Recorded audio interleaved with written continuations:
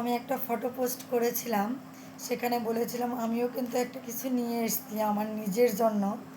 তো চলো কী নিয়ে এসেছি সেটাই তোমাদের সাথে শেয়ার করছি। সে দত্ত জুয়েলার্স থেকে নিয়ে এসেছি। তো এখন সোনার যা দাম, তবুও হ্যাঁ আগে থেকে অনেকটাই কমেছে কিন্তু সোনার দাম, তো সোনাতে তো হাতই দেওয়া যাবে না বলেছিলাম।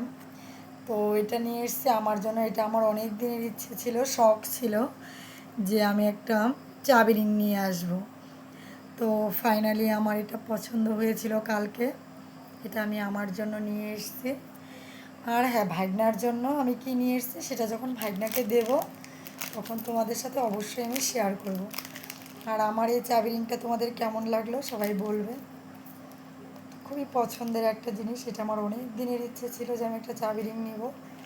আর এখন কিন্তু উপরও অনেক দাম। যাই হোক, ইচ্ছেটা তো পূরণ হলো ভালো।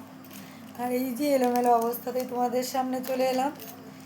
মানে আজকে দেখো কপালে টিপ সিঁদুর কোনো কিছুই লাগাইনি, যেহেতু আমি একটু আগে স্নান করলাম, রুমের কাজ বাজ সব কমপ্লিট করে তারপর স্নান করে খাওয়া দাওয়া করে চলে এলাম। আজকে দুপুরের খাবার খেলাম বিকেল 5টাতে।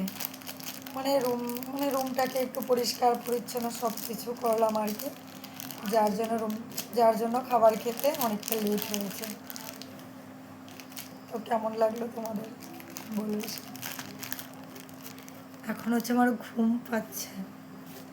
সারাদিন এতটা মানে কাজ বাজ করতে করতে পুরো অবস্থা হাল পুরো খারাপ। তো চলো, কালকে ভাইনার অন্নপ্রাশন, বাবা যাবে এগুলো নিয়ে।